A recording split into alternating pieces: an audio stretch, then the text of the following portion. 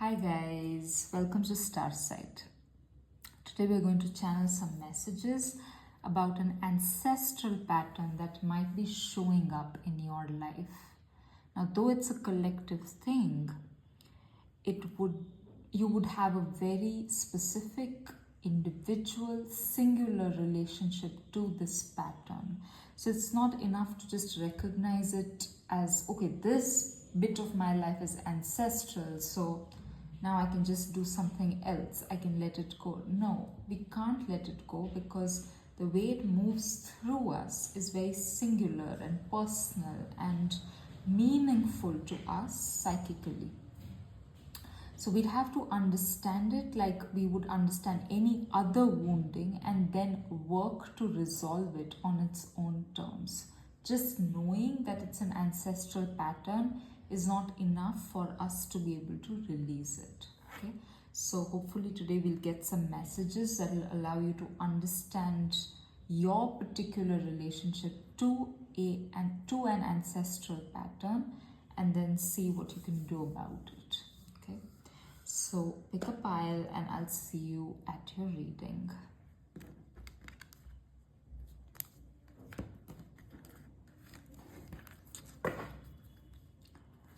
All right, pile 1, judgment.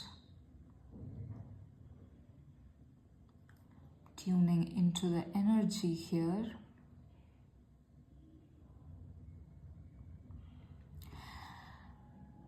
You have a very complex perspective on your family. You may have stepped out of it in some way in your life, maybe professionally, maybe in the kind of relationship choices you've made. The way you have built your life is very different than how your family members have built theirs. And this may be something that you're open about. You may openly tell them that you have a critique of the way they live, or you have a problem with some of the decisions that your family members have taken for their own lives, and you're not going to live like that. You're going to live differently. This is someone who's really individuated, okay? Someone who's separated from their family in a very concrete way. It's not just in your head. Like all of us at some level have judgments about our family, but for you, it's not just something in your head. It's something that you've acted on. You've been very clear about what you don't want to have of your family's culture in your life, which is why whatever this pattern is, you could experience it with a lot of weight. It could feel like, shit, I just can't get rid of this family's problems. No matter how hard I work on creating my life and making my life, it's just the problems of this family follow me. There is frustration here and possibly even some condescension towards your family members, perhaps even towards your ancestors, if you have a sense of what their life was like, or if there's some collective stuff here. Let's say that you belong to a community that you know has been violent to other communities, and you know that your ancestors were prejudiced or violent in very specific ways towards others. This is that kind of a pile where there's something really, it's not an ordinary judgment of the family. There is something here that deeply matters to you, that you think they have got wrong. They have done some wrong in your eyes. 10 of Pentacles. These cards are about the pattern. King of Swords. The Queen of Pentacles in reverse. This feels like the pattern is overemphasis on creating a stable financial life, but not being able to pay enough attention or water the garden of relationships. Specifically, it feels like a pattern of nurturing financial stability and letting partnerships, specifically long-term romantic relationships, marriages, to go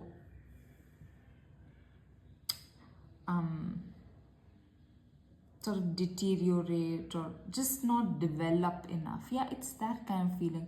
It's not turning away from a good marriage. It's like just not having given enough nourishment to a relationship for it to become a good marriage.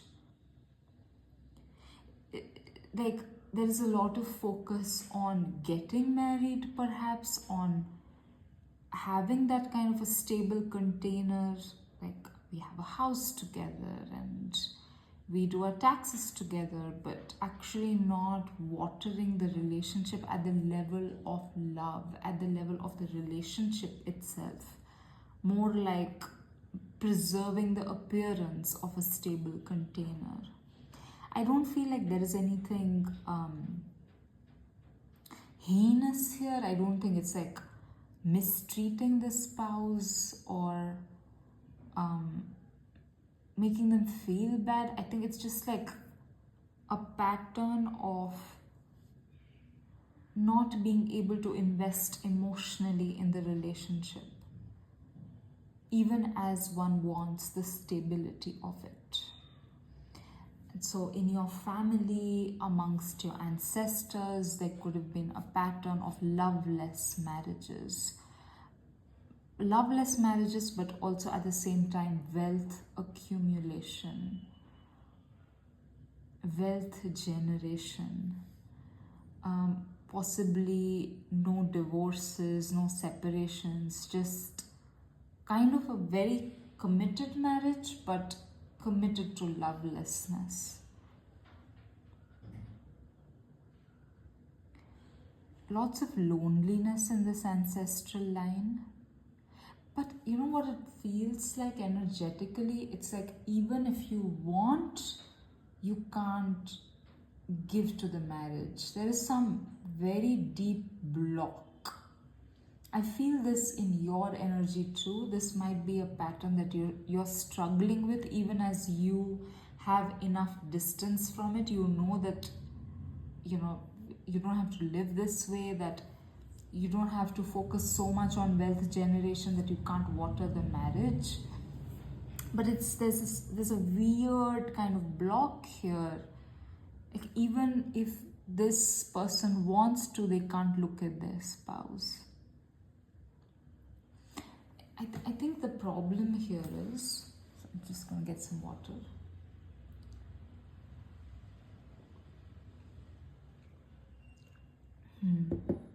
I think the problem here, pile 1, is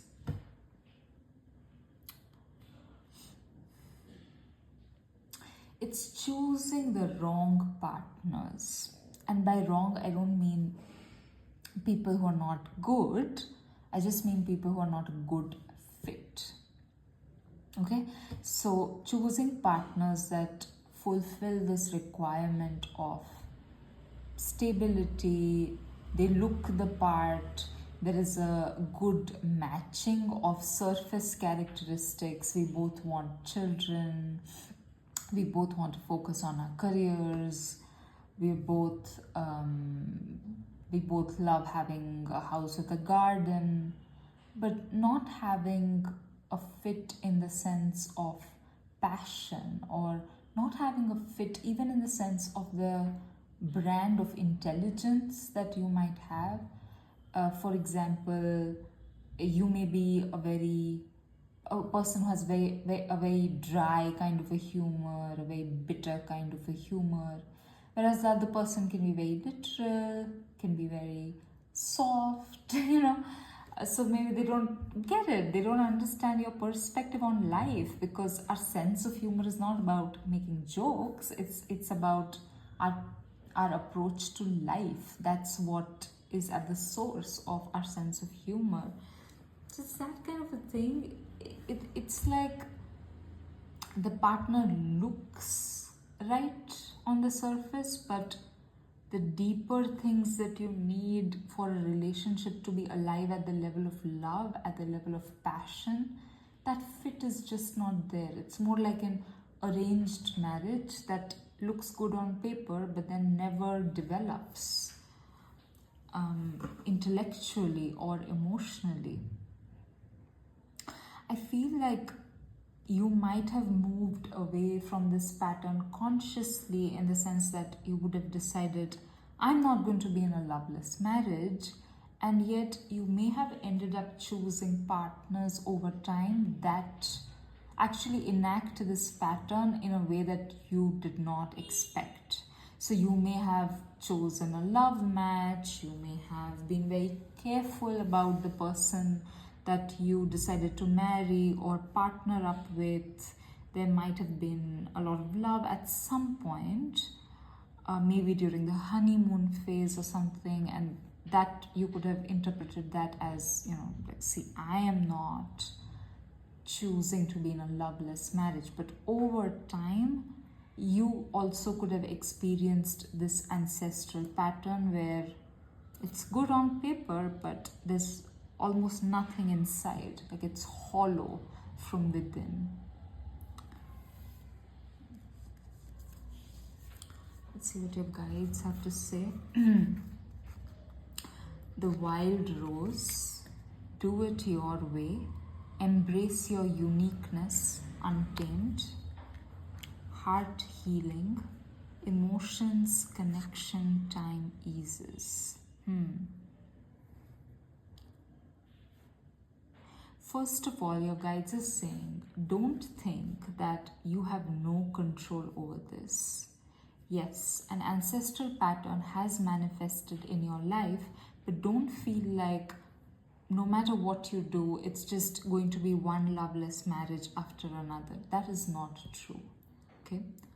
Where you are getting it wrong, pile one, or where you need to be more conscious or more mindful, is that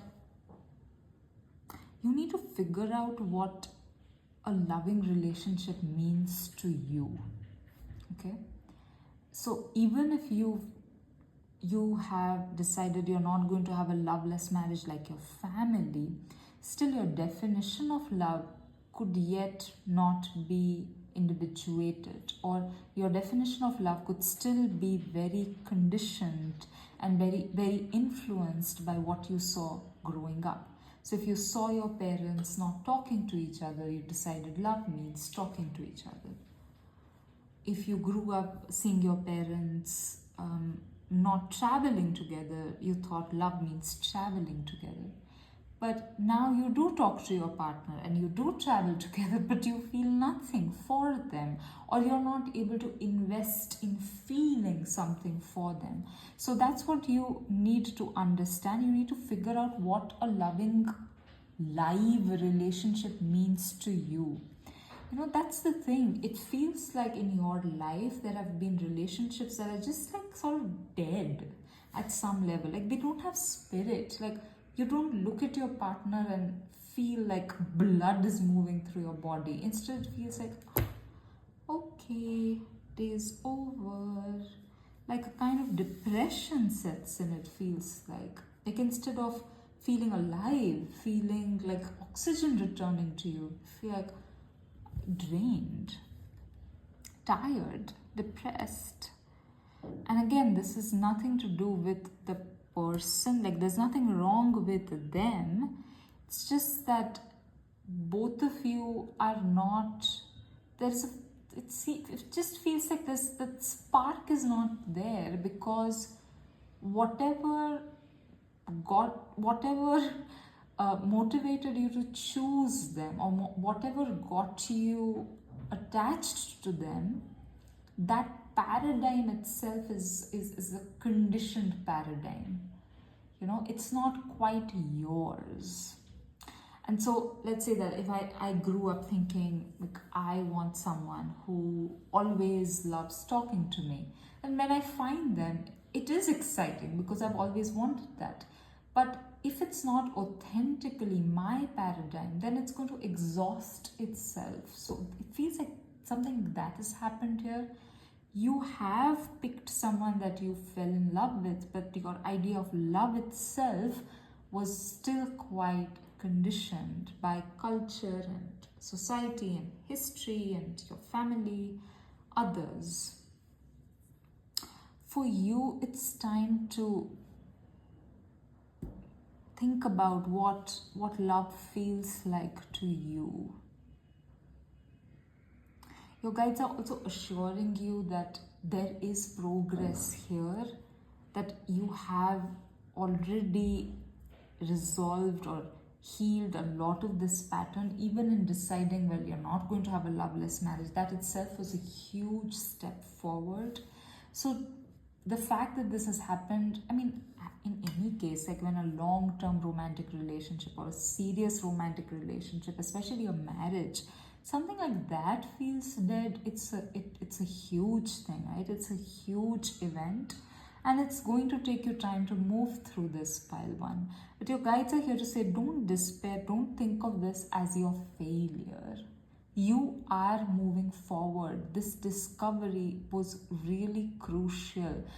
This discovery that, you need to figure out your own understanding of a loving relationship, your own needs in terms of a loving relationship. This was a crucial discovery for you to make. This is a big step forward on your path. And as you move ahead, as you move through this relationship, either breaking down or you taking a pause from it, you taking a break from it, there's going to be a lot of development of your heart chakra, of your emotional body, in a way that you can finally be in a marriage, in a relationship that is truly loving and alive for you. Feeling very thirsty, Paivan. Just give me a second.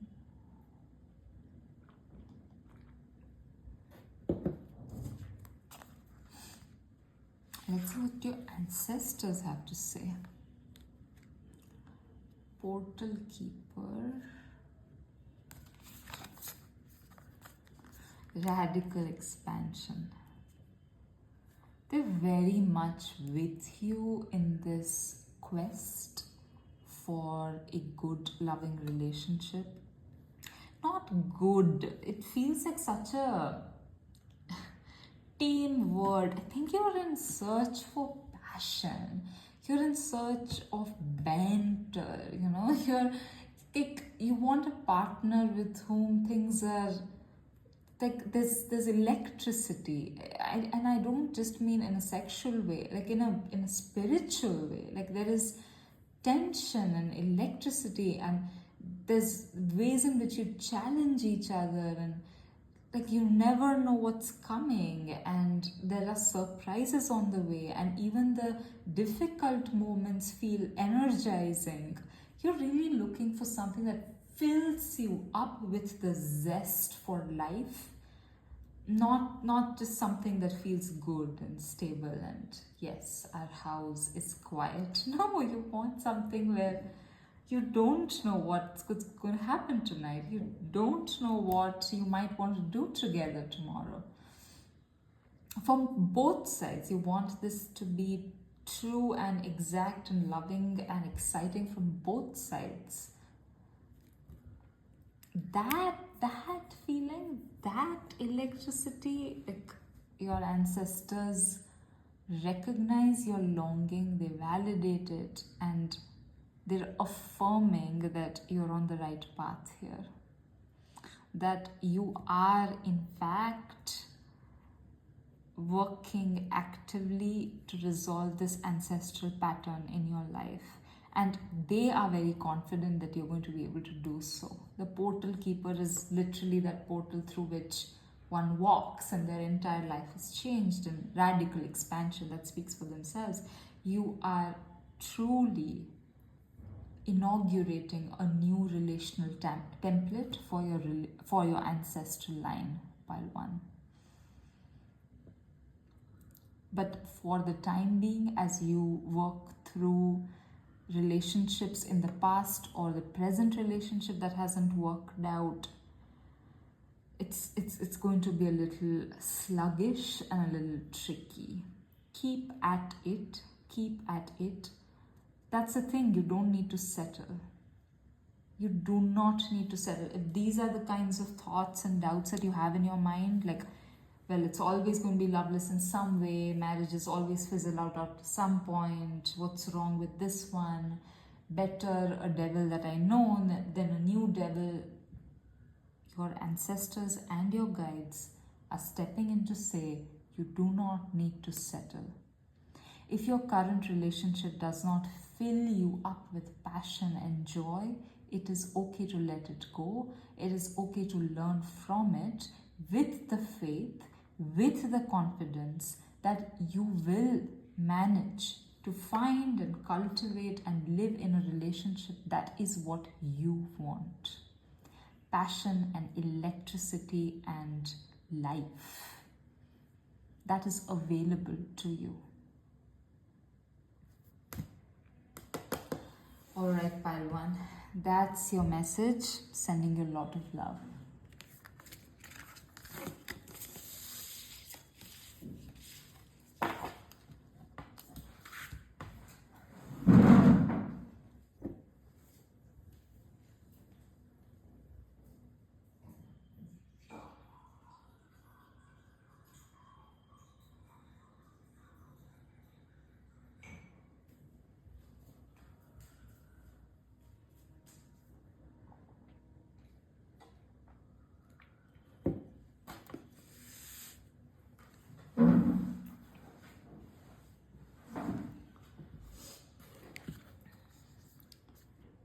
All right, pile 2, the devil.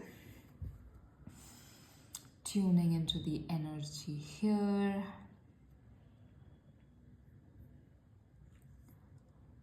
There's a lot of addiction in your family.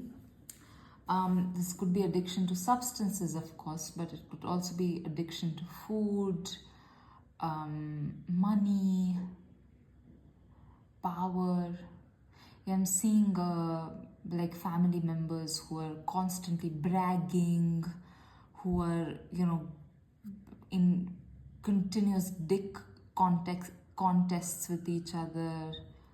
Have you traveled to so and so? Yeah, of course I have. But have you traveled to so and so? And have you had this expensive coffee? Of course, that's not expensive at all. Have you had white coffee? That kind of competition and petty competitiveness about everything, not letting everyone feel valued, but having to be more valuable, have more status than others. It's the kind of addiction where people are using all kinds of things to avoid dealing with something really difficult in their life.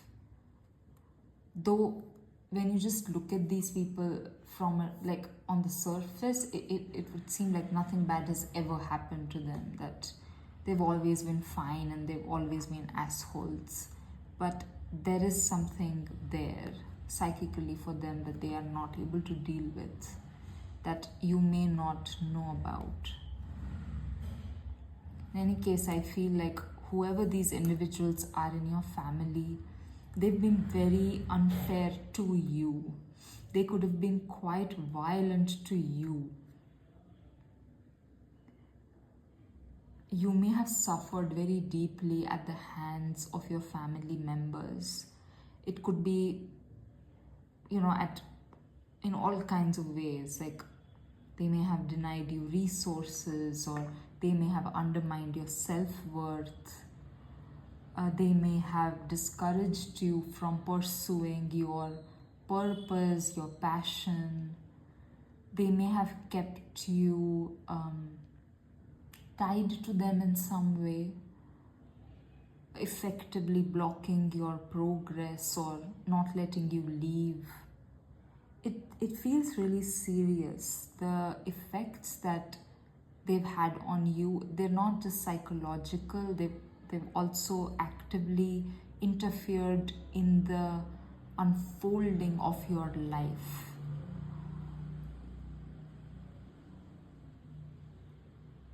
I feel like you were here trying to figure out if this is an ancestral thing, like are you being punished for something, or is there a way that you can escape this this family and it feels like crimes against you. It feels very serious, pile 2. Whatever they've done to you.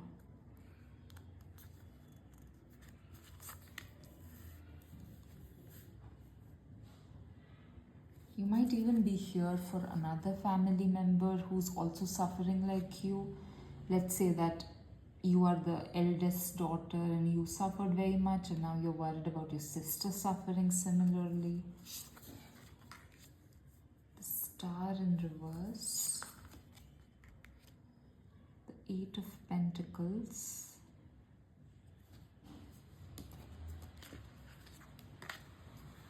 The Hanged Man.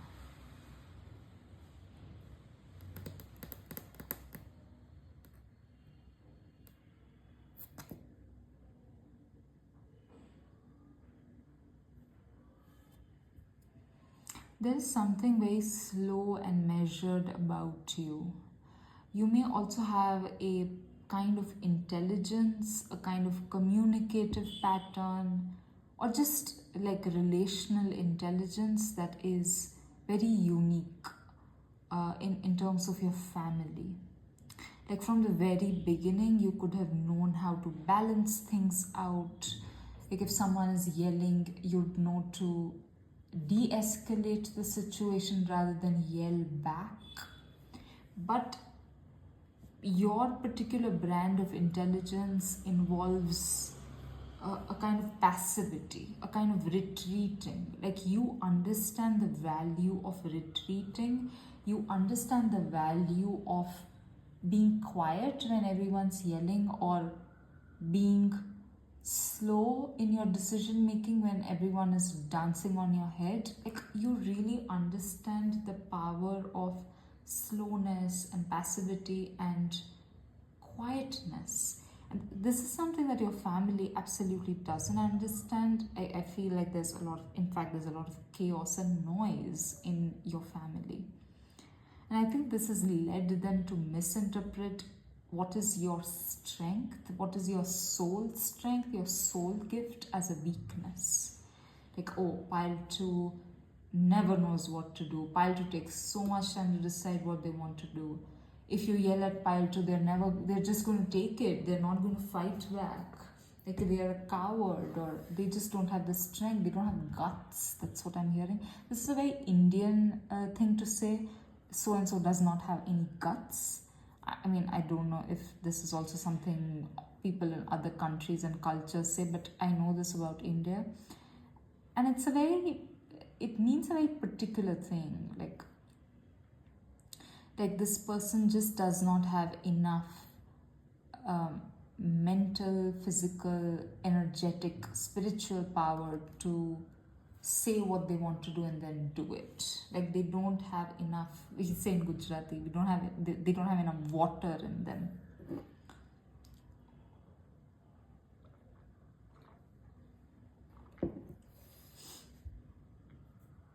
I feel like your families they just don't see you, pile 2, and I'm really sorry if that is the case.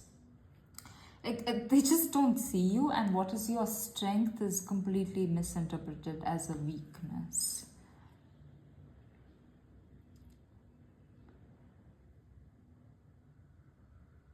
I'm trying to understand what the message here is about the pattern. I feel like the pattern here is that of exclusion. Whatever does not fit into the family's paradigm is ruthlessly rejected instead of learned from, be curious about, integrated, enjoyed, celebrated. Even as I'm saying these adjectives, I can feel in your energy like you're thinking, what are you talking about? I could never imagine being celebrated by my family. I can't even imagine it. And that's what I'm feeling in your energy. It's just like, it's, this movie called Matilda? There's this child and she's extremely intelligent and her parents are just like sort of really daft and they just don't get her. They just love watching TV and they just like don't move, and she's this agile, intellectually active child, and they just keep punishing her instead of nourishing her or celebrating her, giving her books to read. It feels like that. Like your family, I'm really sorry to say that. This is a very stereotypical image I'm getting of your family member. So this is not the case. This is not your pile, right? But whatever energy I'm getting here is of family members who are just, they're content to live a very small, superficial life. But the problem is that they don't even recognize that that's what they've chosen for themselves. So when someone else in the family chooses depth, when someone else in the family chooses the very difficult path of becoming their own person, of independence, of exercising their intelligence, they think they're doing something stupid. When it's the opposite. This is what might drive you crazy, pile two, because they're saying to you, you're being stupid, when you can see with all of your eyes that you're the only one who's interested in exercising your bloody intelligence. It feels so ironic and frustrating. I feel that in like my heart and my arms. I want to punch someone. It's so frustrating. So the ancestral pattern here, pile 2, is exclusion. Okay. Now your ancestors might have been involved in cultural, social regimes of exclusion like caste, race, class, colonialism, violence against indigenous people. Yeah. And in your current moment, that pattern may be manifesting in a much more individual way towards particular family members who are different.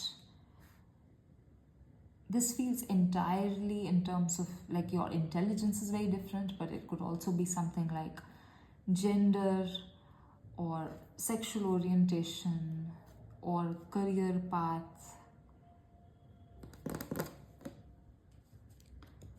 Let's see what your guides say. Rapture, sensuality, love, devotion, romance, ecstasy, pleasure, and healing is happening. You're not broken. Trust the process, sorry. It's safe to soften. What is this? Just give me a second to tune in here.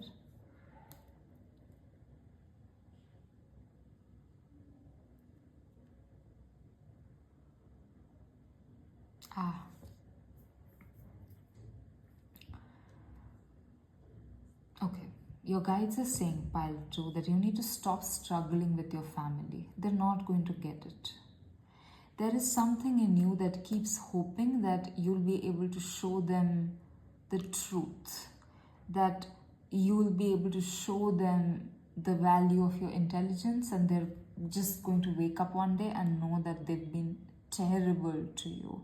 Now that might or might not happen, but your guides are saying you need to stop investing effort in that. You need to stop investing time and energy in helping them see you.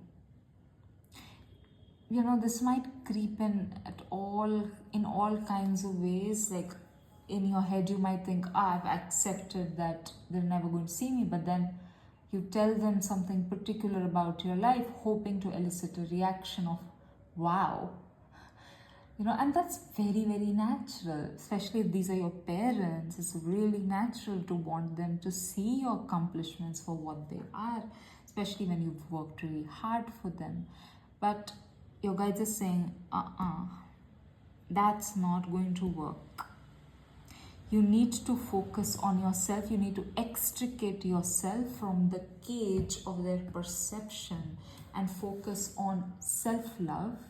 Focus on you healing from them. Not keep working on the relationship, not keep hoping that they'll finally one day provide you the right environment in which you can be recognized by them. We don't know whether that will happen or not, pile 2. I don't think your guides are saying that may never happen. I think they're saying you stop working on it. You just take your energy back, do other things with it.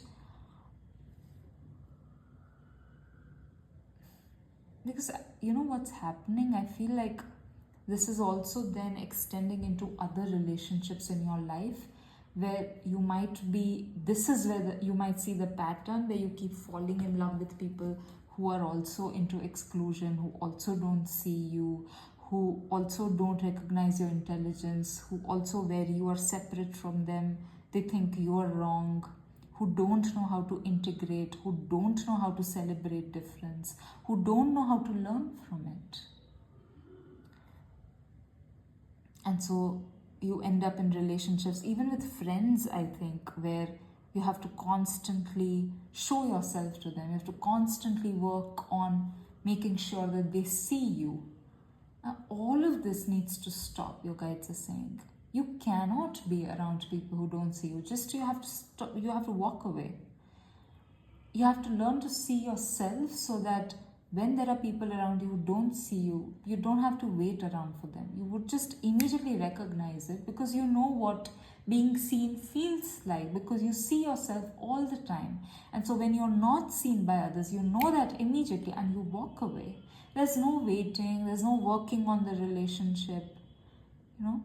What's happening is that you're in relationships where you have to be constantly vigilant about whether they're seeing you or not. And so you're not able to relax, you're not able to have a nourishing experience relationally. Yeah, stop working on relationships where you're not seen. That way, you'll end up in a much more softer relationship with yourself, but also end up in actual relationships with others where you can soften, where you can relax, where you're just seen and celebrated for who you are without you having to do that work all the time. Let's see what your ancestors have to say. The violet flame.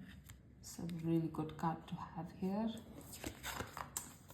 Shine your light. Oh, pile 2.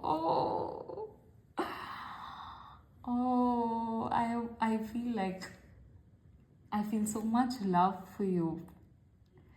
I first of all, I totally understand your struggle. I totally understand the compulsion to keep working on relationships that are not good, that are not that don't recognize your light, that don't bow to it, that don't worship it. I totally get it, why one still wants to stay in them and work on them. The ancestors are saying that you are doing the very difficult job of not only embodying a new way of dealing with difference for your ancestral line. You're in fact doing the very difficult job of taking up difference as your own self. You have agreed at the soul level to be this object of exclusion, not only for the lessons that you want to learn in this lifetime, but also cleanse your line of the karma that they've inherited by being violently exclusionary the way that they have. You're embodying the violet flame here, which is used to burn away stagnant energy, burn away bad karma. And we can't burn it away by not, just by itself. Like, this has to be accompanied by action, and you are the action.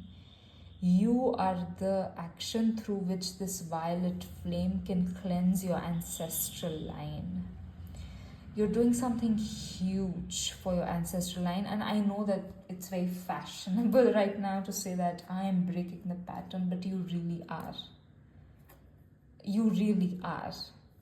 You're not just dealing with a pattern here, Paichu. You are actively breaking it by becoming the object of exclusion.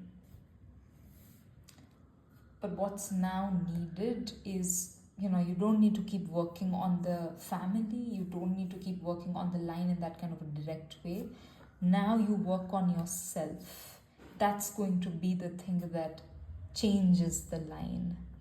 You give yourself the recognition that you seek from your family, and you give yourself the recognition in that kind of a solid, stable way where nothing outside of you can disrupt it, where you simply don't need other people to do that for you. And that's when you'll have other people come in who absolutely recognize you.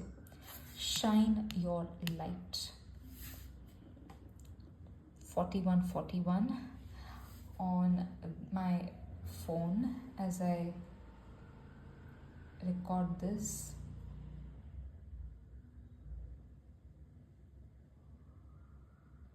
There's also a lot of work that you're here to do outside of your family pile too.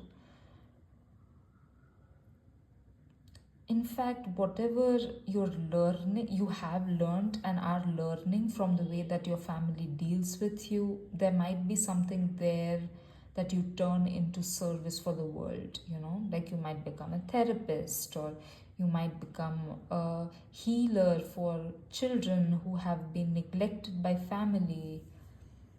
Whatever you've learned in the family arena, you're meant to transmit that on a much grander scale to the collective. Like, you're not here just cleansing the ancestral line, you are doing that, but you're also here to serve the collective with whatever you learned from this familial ancestral mess of exclusion. This is amazing. This is solid mission energy here. Only thing you need to do right now, pile 2, is stop working on relationships that don't recognize you. Just stop. Walk away. Whatever you need to understand about those relationships, you will understand in due time. But at the moment, walk away. Alright, pile 2, that's your message. Sending you a lot of love. A lot of strength to you for the things you have to do.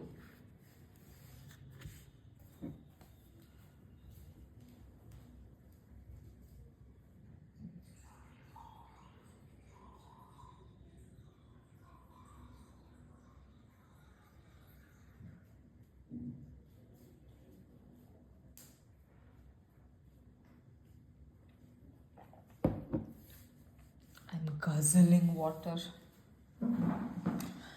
Alright, pile 3, the Hermit.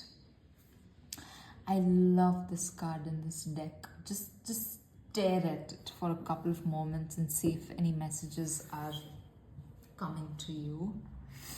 Tuning into the energy.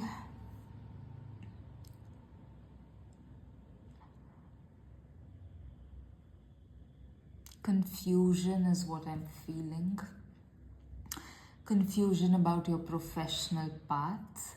This could be an ancestral pattern where people in your family or your grandparents or even their parents, like you may know the history here, they might have struggled a lot professionally or not know what to pursue, or they may have changed careers a lot. Like they might have never found permanence or stability or fulfillment in that kind of a way.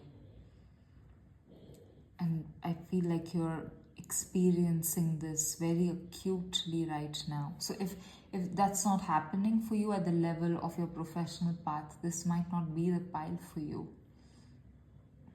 What I'm getting here is someone who really doesn't know what's going to bring them fulfillment and meaning.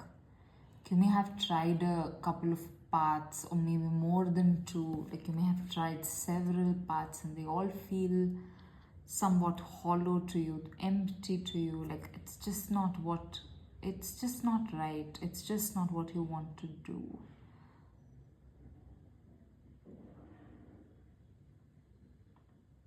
This feels like a confusion less about field and more about mode of engagement.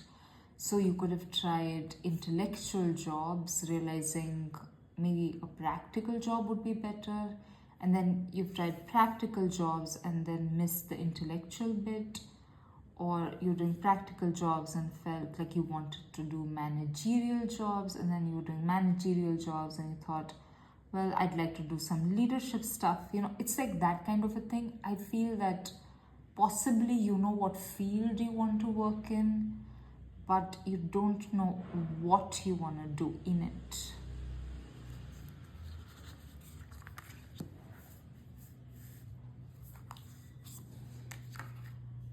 Eight of Wands in reverse. Queen of Swords.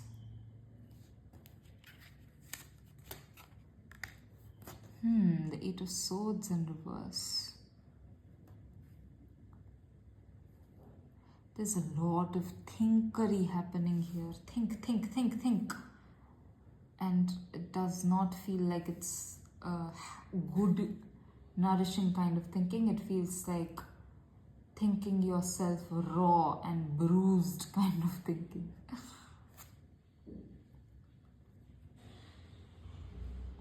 You're tired of not knowing what it is that you would like to do. You're exhausted. You want the answer right now.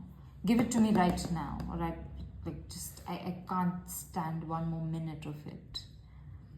You feel really imprisoned by this question. It feels like someone who's just constantly thinking about it and cannot break away from this confusion. But why? What is at stake here?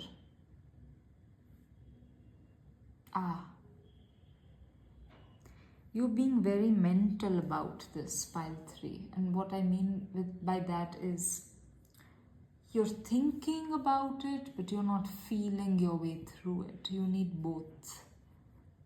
You've thought it through. You've thought it 100 times over, in 100 different directions. But what you also need to do is to feel your way through it. What does that mean?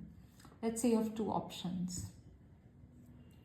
You can't just think about them. You also have to close your eyes and feel how you experience those options in your heart. Like, is any of the options making your heart expand a little bit? Is your belly relaxing when you think about that option? Is your belly contracting when you think about it? Does your heart feel heavier when you think about one of the options? Like, you have to feel your way through it. What's happening in your body? What's happening in your heart? I feel like all of those parts are almost blocked. You've thought so much. What do I do? What do I do? What do I do? There's also like possibly maybe pressure here from others or family. Like why do you still not know what you want to do? Yeah. You should know by now. You should be financially independent by now. There's also something of your own self-image at stake. This is making you feel really ashamed that you don't know what you want to do. I think because you experience yourself as a person who thinks, okay? Maybe you live your life through thinking. And so when we have whether it's thinking or feeling or anything else, when we have an excess of one mode of living activated in us, we tend to think that we can solve any problem through it. If someone thinks love is the answer, like I can love any problem into resolution. If thinking is the answer, I can think through anything. If communication is the answer, I can communicate through anything. But that's not true. We need many modes of engagement. In fact, an excessive engagement in any one mode is likely to get us all distorted. And I feel like this is the heart of the ancestral pattern here. So it may have manifested as like dissatisfaction with career or impermanence or lack of stability professionally, but at the heart of it was treating work as a thinking exercise, thinking about what would be the right professional path rather than engaging your love for things. Like, what would you love doing? What should your days feel like? What's a good day for you, When do you feel good in your heart and in your body? What are you doing at the time? It's like you and your ancestral line, you've thought about work as labor rather than a labor of love. It's very cut and dried energy here. Cut and dried thinking rather about work. Let's see what your guides have to say. Sub Rosa. Hidden in plain sight, mysteries, learning and teaching. The mystic rose, compassion, devotion, humility, humanity, grace. This card to me is about Mother Mary, actually. It's about this mode of mothering that is just love and witnessing. No intervention, no overt help given, just holding infinite space for the suffering children. I feel like this is one of your guides, a feminine guide. I mean, both of these figures are feminine here on the cards, but I feel like this is a particular feminine guide who's here to teach you the power of the emotional body. Teach you the limits of thinking and constantly taking action about things. Now, I won't decide now. Rather, this guide is teaching you to just stay with the problem, observe, witness, feel. Hold your heart in your hands and listen to it beat. I feel like that's a line from Outlander, maybe.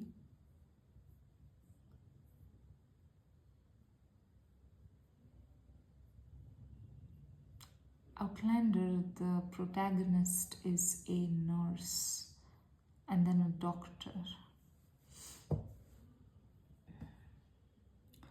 I'm thinking of that because I feel like you're thinking about your path, professional path,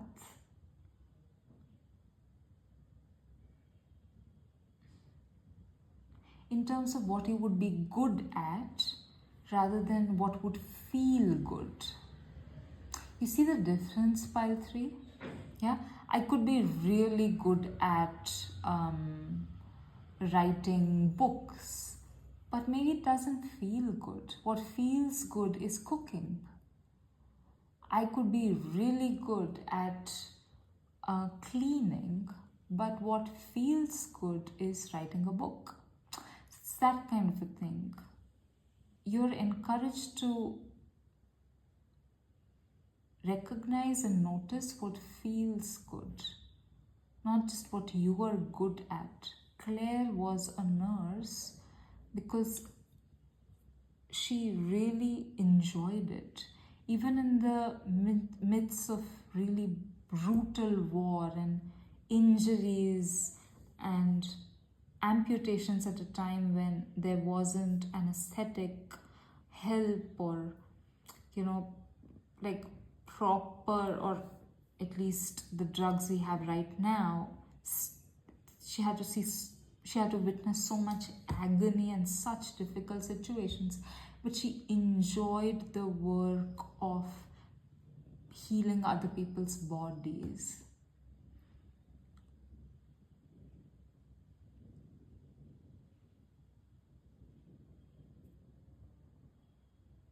There were also times when she wasn't good at her job, but still what made it meaningful for her was that she valued the work. It was not about being good at it. That's what you need to understand about your own confusion. You're focusing solely on what you would be good at, what you would be successful at, but there are other means of fulfillment at stake. Success is one kind of fulfillment, but meaningfulness is another. And your guides right now are encouraging you to focus on meaningfulness, not success. That's perhaps where your ancestors failed. No, the word I'm looking for is something else. This is where your ancestors lost their way too, focusing on what they'd be good at and what they'd be successful in. Whatever would bring you joy, the career path that would bring you joy, I feel like it's in front of you already, but you may not recognize it as such. Let's say that you love spending time with your kids. That's the thing that makes you feel the best. Maybe that's where the thinking about your career needs to happen. Something to do with children. So it's like you may be thinking about your qualifications, you may be thinking about your professional experience in the past, you may be looking for those kinds of jobs, but what's in front of you is that you love spending time with children. And that's where you need to move. It's like that. Whatever path your guides see right now for you as appropriate, as fulfilling, it's in front of you, but you may not be able to recognize it as such. Let's see what your ancestors have to say. Communication, co-creation, luminescence. Yeah, luminescence is a play on the essence of light, but also luminescence, as in something lit up. This card is about self-love. Didn't I say hold your heart in your hands and feel its beat? This is exactly that. Look at her. She's feeling the electricity of her heart. Oh.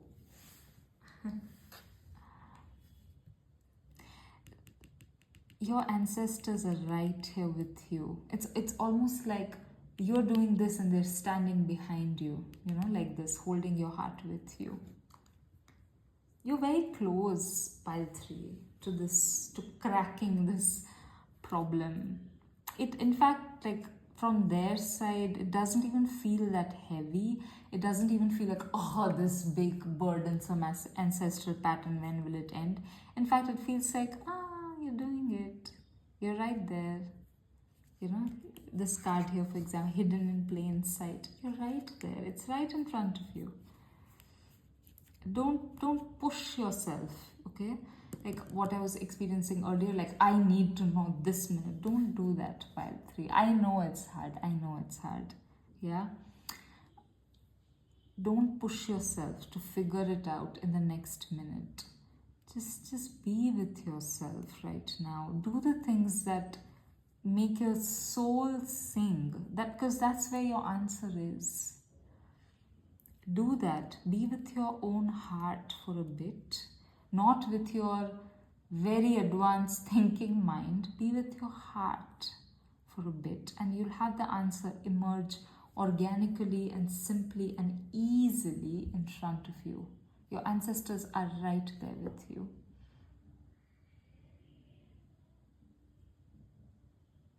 They're in fact helping actively. So they may be orchestrating some things on your path, like, you know, they may suddenly, like, you are, let's go with that children example again. Like, let's say you're playing with your children and suddenly you see a feather, and that's your sign. Pay attention to what you're doing. Or, you know, you're doing the thing that you're supposed to be doing, and suddenly you see a butterfly, and that's your, you know, it's like a wake-up call, like sudden consciousness. So they're working behind the scenes to help you recognize what you need to do. They'll be sending you signs. This feels really good, pile 3. When we started, it felt really like anxiety inducing, but wherever we're ending, it feels very easy, very smooth. And so I would offer that assurance to you that this confusion is going to get resolved. Don't force it. Don't expect that, you know, if you push it, you'll get the answer in the next minute. In fact, take a step back, sit with yourself, do things that make you happy, and you'll have the answer emerge. Okay? Your ancestors and your guides are with you in this. All right, pile 3. That's your message. Sending you a lot of love.